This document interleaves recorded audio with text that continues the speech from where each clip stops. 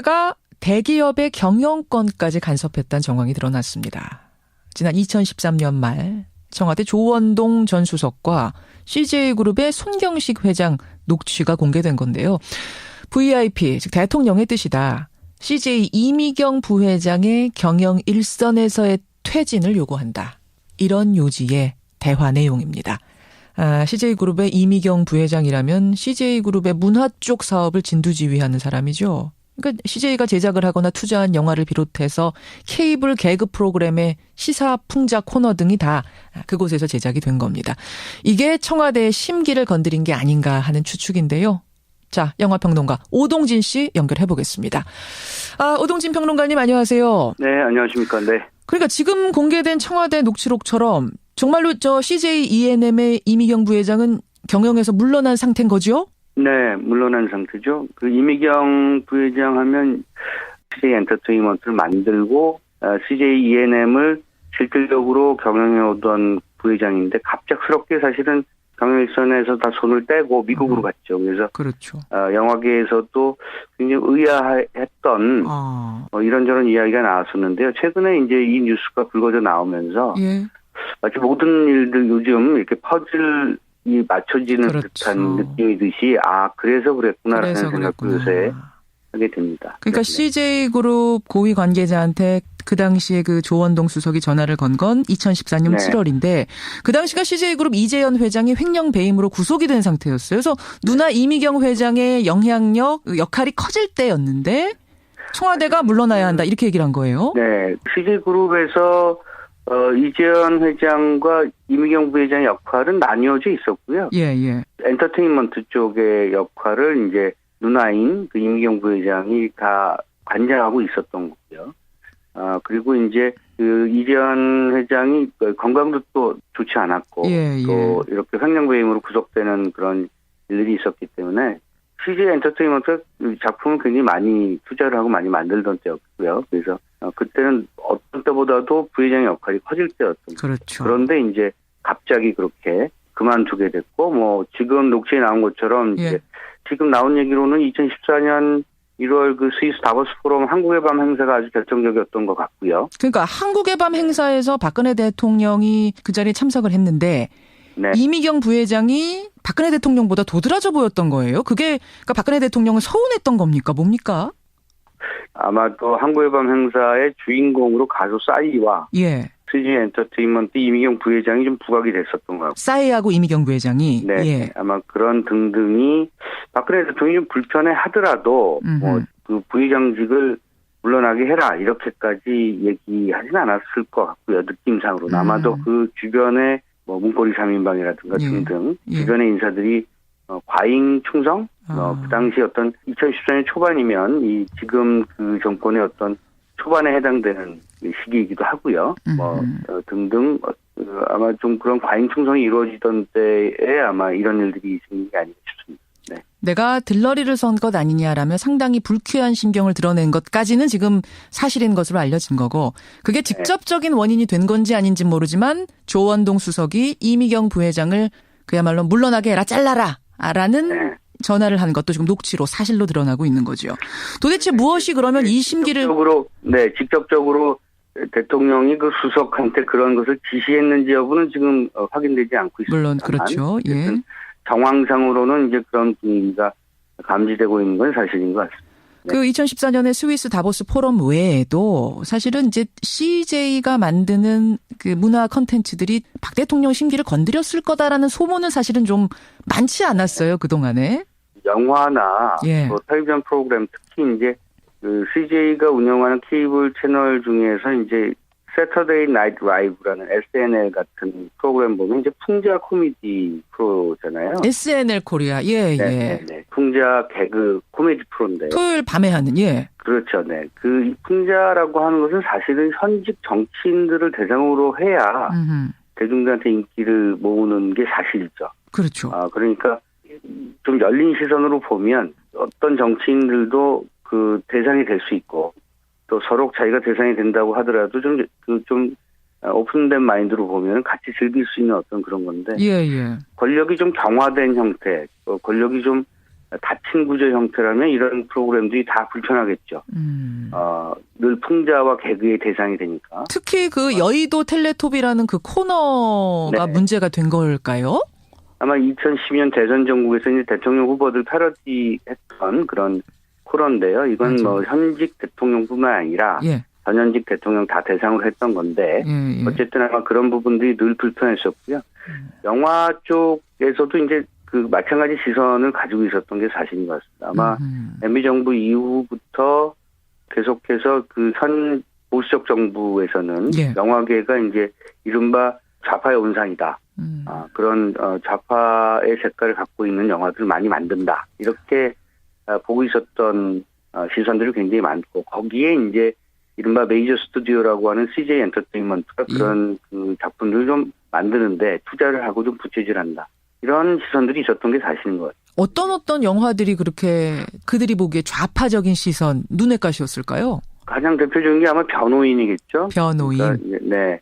고 노무현 전 대통령에 대해서는 늘 그런 시선이 많고 아하. 광해 왕이 된 남자. 광해. 네. 근데 이제 1,000만을 넘기는 관객을 모았었는데 그때 많은 관객들이 이제 광해를 보면서 노무현 전 대통령을 생각했던 경우가 많았고 실제로 이제 이 영화를 대통령 후보 중에 한 명인 문재인 전 더불어민주당 대표가 가서 보고. 네, 가서 보고 이제 뭐 그때 당시 뉴스가 많이 나왔죠. 뭐 그랬죠. 많이 울었다는 얘기도 했었고요. 서민적이고 국민을 위하는 어떤 정치를 한 그 광해의 모습이 네. 노무현 전 대통령 연상시킨다 뭐 이런 이야기들이 오고 갔었어요 그때. 실제로 이제 이런 영화들이 만들어졌을 때 그 보수적인 그 논객 중에 한 분이 왜 그 영화계는 광해나 변호인 같은 건 좌파 영화만을 만드느냐, 아하. 왜 박정 영화는 만들지 않느냐, 뭐 이런 얘기를 그 공공연하게 하고 다니기도 했고요. 예. 그래서 영화계가 그 좌파 일색이어서 옛날 같으면 삼천교육대를 보내야 됐었다. 뭐 이런 그런 얘기 하고 했었어요. 그러니까 그래요. 이제 아마 그런 것과 다보스 포럼의 일과 여러 가지가 겹쳐서 예. 그 이른바 이제 청와대 권력 주변에서 예. 영화계를 좀 정리해야 되는데 이제 그 중에 대표적인 CJ 엔터테인먼트도 좀 이런 부분에서 정리하겠다. 그런 권력의 어떤 그런 속성들이 작동하지 않았을까 하는 생각을 해봅니다. 실제로 그러면 이런 압박들이 있은 후에 CJ의 영화 성향, 선택하는 성향이 좀 바뀌었습니까?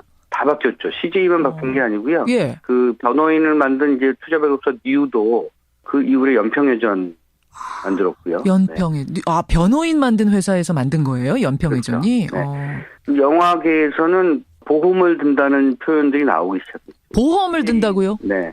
무슨 얘기입니까? 국제시장을 만들고 그다음에 이제 인천상륙작전. CJ가 그 전에 광해 왕이 된 남자 등등을 만들어서 현 정권에 눈밖에 나 있는 부분은 국제시장을 많이 커버했다. 뭐 이런 얘기가 나왔었고요. 그렇군요. 그 이후에도 이제 어쨌든 최근까지 예. 인천상륙작전 등등을 만들면서 그 영화계에서는 CJ 엔터테인먼트가 일단은 이재현 그 회장의 그 석방에 예. 대한 갈망이 굉장히 많았고 현 정권과 어떻게든 거리를 좁히겠다는 어떤 의지가 굉장히 작동하고 있다 이런 얘기들이 많았죠. 그렇군요. 이유도 사실은 그 전에 변호인을 만들고 나서 예. 그 연평해전을 만들어서 그 이전의 어떤 성향들을 많이 희석화시키는 노력들을 한 거죠. 그만큼 현 정권이 그 유형 무형의 압박을 굉장히 가했다는 것을 보여주는 대목입니다. 그리고 제가 이거 꼭 얘기해도 되는지 모르겠습니다. 뭐요? 예.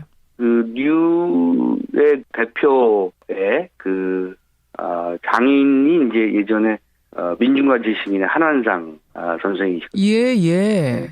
아마 그런 부분에 있어서도 이제 변호인 만들고 나서 여러 가지 정서적인 어떤 정형상에 있어서도 그런 심리적 압박이 없지 않았을 겁니다. 그래서 먼저 연평해전을 만든 것이 아닌가 하는 그런 얘기들이 많이 나돌았었죠. 야, 지금 이제 들으시는 분들이 깜짝 놀라실 것 같아요. 아니, 영화하고 또 정권하고 이게 정치하고 무슨 상관이 그렇게 크길래 영화계에다가 정치권이 이렇게 입김을 불어넣는단 말이냐? 영화하고 정치하고 매우 사실 흡사한 그런 구조를 갖고 있는데 대중분들은 정치하고 영화가 굉장히 분리되어 있다고 생각하죠. 전혀 상관없는 것 같은데 그게 그렇지가 않아요. 어떻게 닮은 겁니까?